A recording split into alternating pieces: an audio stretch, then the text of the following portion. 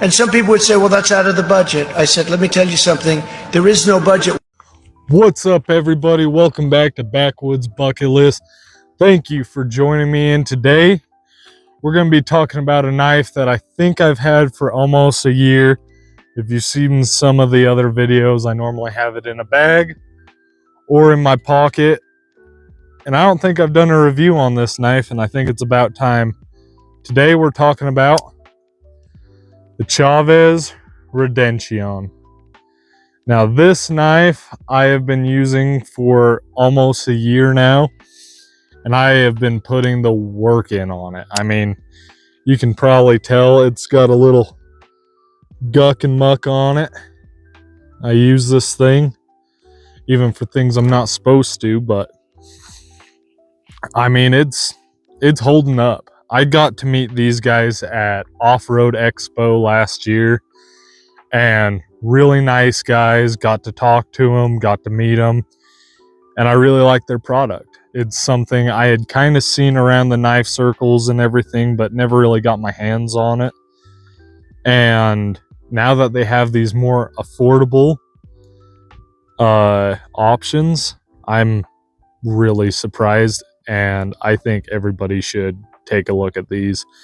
I mean, there's a couple things that I understand not everybody would like for one, the skull pocket clip. Me personally, I absolutely love it. I got skulls all over me. I love skulls. I love skeletons, all that shit. So I can understand if somebody doesn't like that, and it does come with a pocket clip that doesn't have that skull, if that's not down your lane. Their symbol, really small right there on the blade. They're not taking up too much real estate, but they're letting you know who they are. And I can appreciate that. Their whole company is badass. The box that it comes in, the little microfiber cloth you get, everything is just badass. I mean, and look at that wicked blade. Now, it might be hard to see on camera, but there's 3 grinds. So there's this grind right here, this grind right here, and this one right here. So it's like a Tanto, but it's not as aggressive. But you can definitely see that grind line, and Tantos aren't my typical go-to, but I don't know, man. This thing is so wickedly nice. I can't stop oogling over it. And the Micarta has held up great. It's really getting worn and beaten in and well used and loved. And the action on this knife is insane. I don't know if they're on ceramic or ball bearings, but I mean, it wants to be open. And it just slides in really nice. I'm not the biggest fan of a liner lock after all the new knife designs that have come out. Closing a blade on your finger, I can do it, and I haven't cut myself in years, but it's still a possibility. I really like a compression lock like Spyderco or an access lock.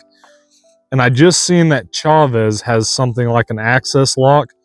Really looking at getting myself one of those and really trying it out, because I would love that. The 2 downsides I have to this knife is the liner lock, which might not be a problem with you. And then the only thing that has really given me any grief with this knife is this little thumb choil right here.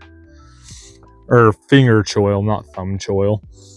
But you get your finger up in it, and my finger's getting right into the corner of that blade and poking myself.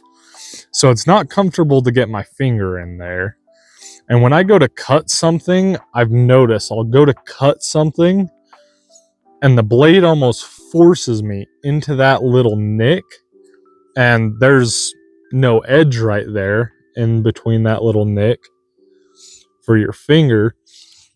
So I've noticed I go to cut something and it slides into that nick, and then I have to pull the knife out and maneuver it so I can get it.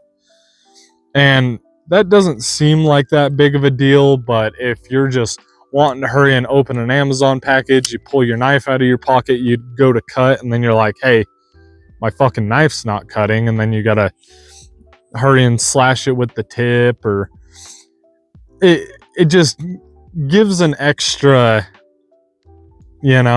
stop to the motion you're trying to get in your life. And that's really the only downside I really have for this knife. This is LMAX still. I believe this is the first blade I've had with LMAX, so I don't have the most experience with it, but this thing holds an edge like no other.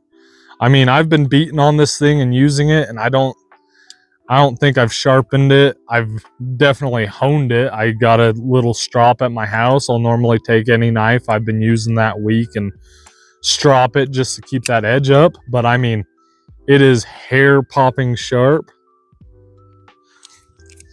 And I mean, you can't ask for much more. And that action, you can't beat it.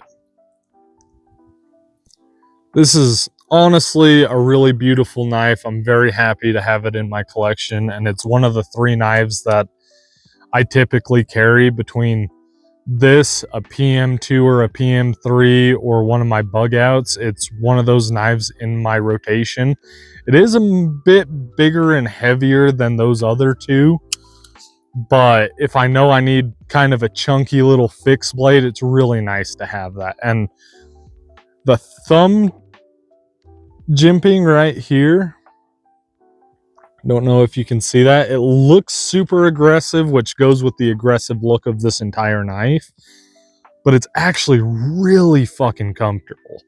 I mean, just having my thumb there and just working on it, I've absolutely loved it. And if that little niche right there is my only complaint, I've just learned to use the tip of the knife, and if I am going to be whittling on something or cutting it, I have learned to just move up a little bit from where I would be cutting normally. But altogether, it's a really wonderful knife. If you guys haven't checked out Chaves, check out what they got. They got some badass designs. Really, really cool guys. Great to talk to. Great to just get their ideas on why they designed the knife this way. And I had a really good conversation with them and hope to have more in the future. And this has been my Chaves Redencion. Thank you guys for joining me. Hit that like, subscribe button, and I'll catch you guys in the next one.